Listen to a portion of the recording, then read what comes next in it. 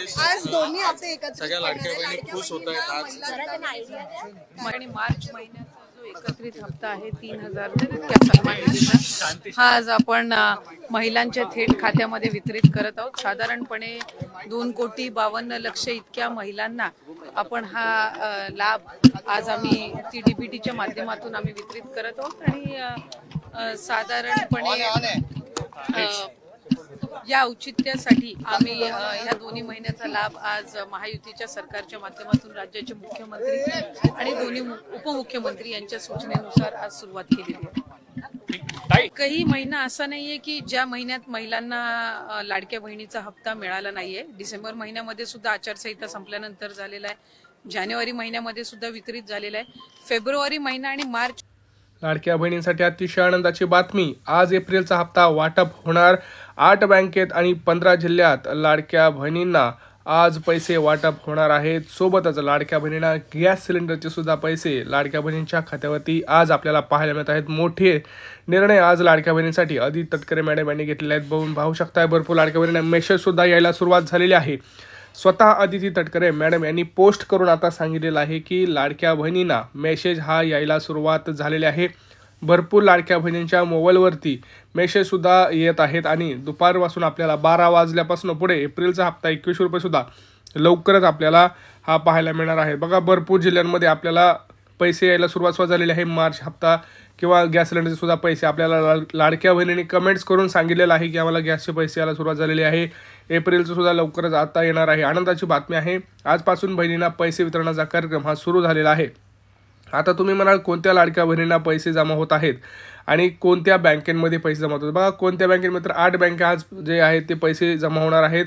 पोस्टाच्या खात्यात पैसे जमा होणार का नाही हे सुद्धा मी तुम्हाला सांगणार आहे। आणि कोणते जिल्हे आहेत, बघा जिल्ह्यांची जर संख्या बघितली तर पुणे, रायगड, सातारा, सांगली, मुंबई, ठाणे, नाशिक, सोलापूर, लातूर, ठाणे, पुढे छत्रपती संभाजीनगर, धाराशिव अशा महत्त्वाच्या जिल्ह्यांपासून ही सुरुवात होणार आहे। आता तुम्हाला एक काम करायचं आहे, तुमचा जिल्हा कोणता आहे आणि तुमची बँक कोणती आहे तुम्हाला कमेंट सेक्शनमध्ये कमेंट करायचं आहे, कारण मी तुम्हाला रिप्लायमध्ये स्वतःहून सांगणार आहे की तुमचं जिल्ह्याचं नाव आज यादीमध्ये आहे का आणि तुम्हाला आज तुम्हाला पैसे नाहीत। कारण बघा टप्प्याटप्प्यात हे वितरण होणार आहे। यादी जी आहे ती आपल्याकडे आता आलेली आहे। कोणता जिल्हा सुरुवातीला होणार आहे ते सुद्धा मी तुम्हाला सांगणार आहे, परंतु तुम्हाला कमेंट्स करायचे आहेत जर तुम्हाला पैसे पाहिजे असतील तर। आणि लाडक्या बहिणींना आनंदाची बातमी म्हणजे गॅस सिलेंडरचे सुद्धा पैसे जमा होणार आहेत। गुढीपाडव्याच्या अगोदर एप्रिलचा हप्ता 10वा हा मार्चमध्येच आजपासून पुढे हे वाटप होणार आहे। गुढीपाडव्याच्या अगोदरच हे जे वाटप आहे ते केले जाणार आहे, कारण भरपूर लाडक्या बहिणींना तुम्हाला माहिती आहे की गुढीपाडवा सगळ्यात मोठा आपल्याकडे सण असतो, नवीन वर्ष सुरुवात होतं, तर नवीन सुरुवात म्हणून लाडक्या बहिणींना तिथं पैसे दिले जाणार आहेत। परंतु काही लाडक्या बहिणी ज्या बोगस लाडक्या बहिणी आहेत त्या तिथून बाद केल्या जाणार आहेत आणि त्यांची योजना जी आहे ती बंद केली जाणार आहे, परंतु त्यांचे पैसे वापस घेतले जाणार नाहीत हे लक्षात ठेवायचं आहे।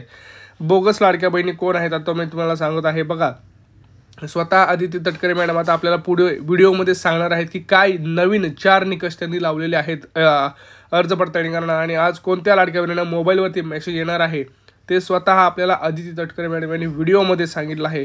तुम्हाला जर तुम्ही जर व्हिडिओ संपूर्ण पाहिला तर तुम्हाला कुठलाही शंका राहणार नाही। संपूर्ण डिटेल माहिती तुम्हाला या व्हिडिओमध्ये मिळणार आहे, तर व्हिडिओ संपूर्ण पहा म्हणजे तुम्हाला संपूर्ण डिटेल माहिती मिळणार आहे। सोबतच लाडक्या बहिणींसाठी अतिशय आनंदाची बातमी म्हणजे 20 लाख लाडक्या बहिणींना आता घर मिळत आहे। त्यांना शहरी असो ग्रामीण असो 2.5 लाख रुपयापर्यंत तुम्हाला अनुदान तिथे मिळत आहे। जर तुम्हाला घर पाहिजे असेल तर आत्ताच लगेच घरकुलाचा अर्ज भरा।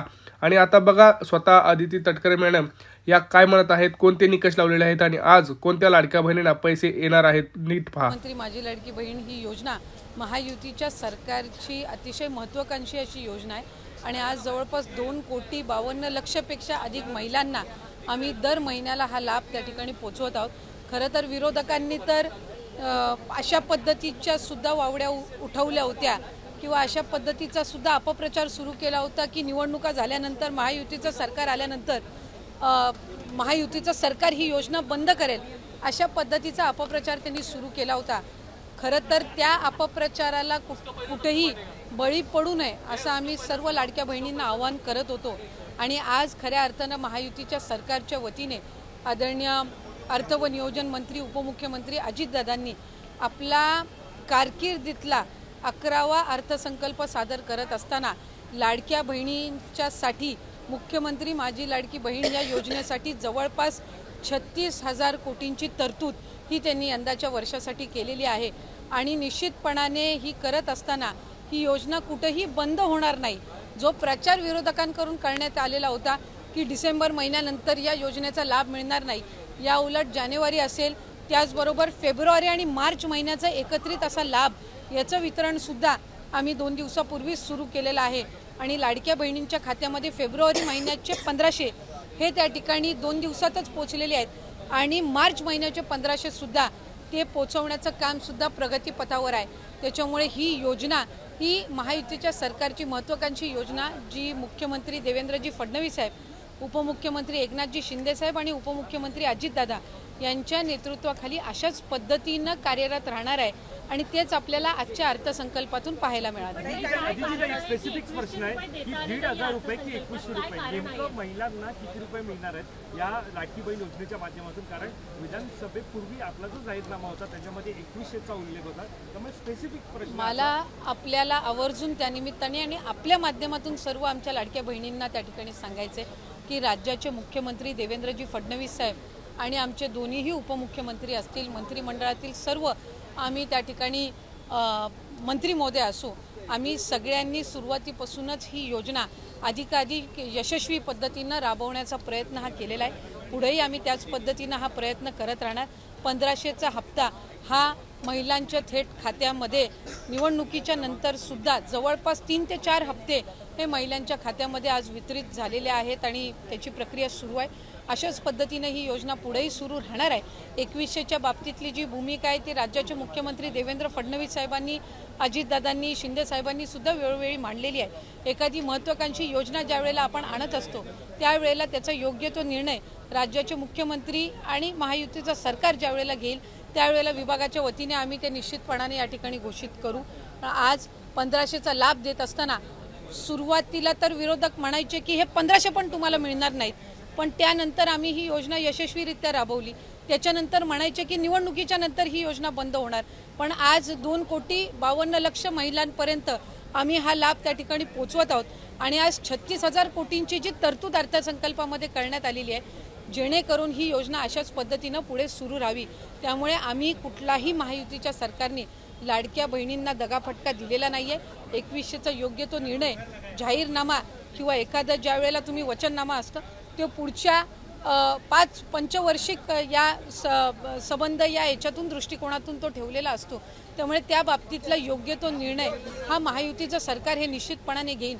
पण आपल्या माध्यमातून मला लाडक्या बहिणींना सांगायचं आहे की ही योजना कधीही बंद होणार नाही आणि महायुतीच्या सरकारकडून अशाच पद्धतीनं चालू राहील। या उलट या अर्थसंकल्पामध्ये महिलांना आर्थिकरित्या सक्षम करण्याच्या दृष्टिकोनातून उमेद भवन असतील, अस्मिता भवन असेल, त्याचबरोबर त्यांना सक्षम करण्याच्या दृष्टीतून आर्थिक साक्षरता आणणं असेल, हे सगळे उपक्रम हाती घेण्यासाठी सुद्धा भरीव तरतूद ही या अर्थसंकल्पामध्ये केलेली आहे।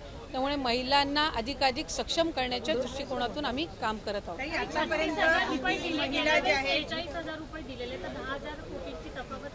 आपल्या माहितीसाठी मला सांगायचं आहे की मार्च महिन्यापर्यंतचा जो हप्ता आहे तो अर्थसंकल्पाच्या आधीच वितरित झालेला आहे आणि ही जी तरतूद आहे ही पुढच्या महिन्यांपर्यंत आहे। डिसेंबर महिन्यांमध्ये ज्या वेळेला ही जी केलेली तरतूद आहे या पलीकडे जर आपल्याला लाभासाठी तरतूद करावी लागली तर डिसेंबरच्या अधिवेशनामध्ये ती निश्चितपणाने करण्यात येईल। 36,000 कोटींची तरतूद जी आहे, पहिले वर्षाचे 3 महिन्याची तरतूद ही आधीच उपलब्ध करून दिलेली आहे। आता राहिले तुमचे 9 महिने आणि मग त्याच्यानंतर डिसेंबरच्या अधिवेशनामध्ये जर पुढच्या 3 महिन्यासाठी लागली तर त्या पद्धतीनं ती पुरवणी मागण्यांमध्ये केली जात असते। त्यामुळे या योजनेला यशस्वीरित्या राबवण्यासाठी जी काही तरतुदीची गरज आहे दर महिन्याच्या लाभाकरिता ती या अर्थसंकल्पामध्ये झालेली आहे। स्क्रुटिनी सुरू झाल्यापासून आतापर्यंत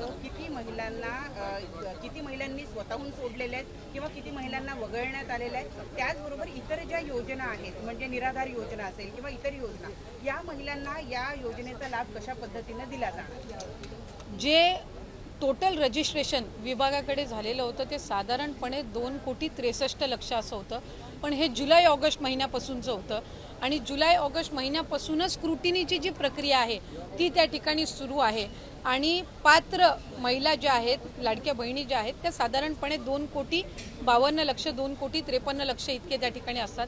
आधार सीडिंग ज्यांचे अकाउंट झालेले आहेत त्यांना दर महिन्याचा लाभ वितरित होत असतो. नमो शेतकरी योजनेचा जे लाभ घेतात त्यांना नमो शेतकरीचे 1000 आणि मग वरचे जे 500 आहेत ते त्या ठिकाणी लाडक्या बहिणीच्या या तरतुदीतून मिळत असतात.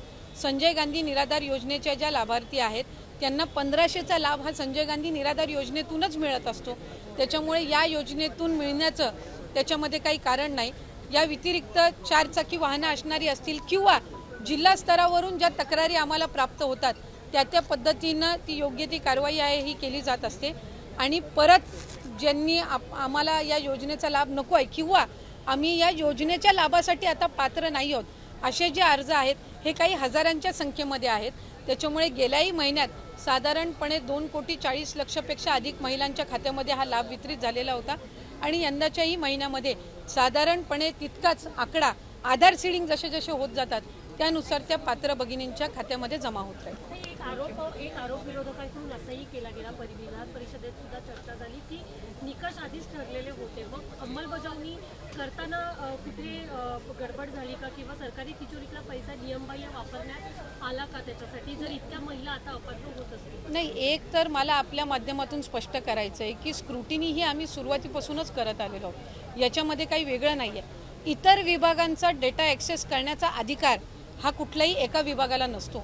उदाहरणार्थ महिला व बालविकास विभाग आहे आणि आम्हाला जर कृषी विभागातल्या नमो शेतकरीचा जर डेटाचा ॲक्सेस असेल तर तो आम्ही परस्पर घेऊ शकत नाही. आम्हाला तो त्या विभागाकडूनच प्राप्त होणं हे अपेक्षित असतं.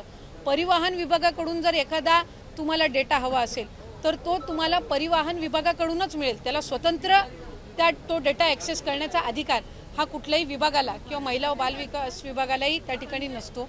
त्यामुळे सुरुवातीपासून याची स्क्रुटिनी होत गेलेली आहे. मूळ 2,63,00,000 पेक्षा अधिक रजिस्ट्रेशन झालेलं होतं आणि सुरुवातीपासूनच जर आपण बघितलं तर लाभार्थ्यांची संख्या ही 2,40,00,000 किंवा 2,50,00,000 2,52,00,000 इतकी राहिलेली आहे. याचा अर्थ असा की स्क्रुटिनीची प्रोसिजर सुरुवातीपासून चाललेली आहे. प्रत्येक विभागाकडनं जी आपण माहिती मागवतो त्याच्यामध्ये ऑक्टोबर, नोव्हेंबर, डिसेंबर महिना आचारसंहितेचा कालावधी होता. हा वगळता जशी जशी आमच्याकडे त्या विभागांकडनं माहिती येते त्या पद्धतीनं आम्ही ते पुढचं DBT करायच्या आधी योग्य ती कारवाई असते ती करत असतो. त्यामुळे कुठल्याही पात्र जी निकषांमध्ये पात्र आहे एकही निकष न बदलता जी महिला पात्र आहे त्यांच्यावर अन्याय हा कधी या विभागाच्या किंवा महायुतीच्या सरकारकडून झालेला नाही. धन्यवाद.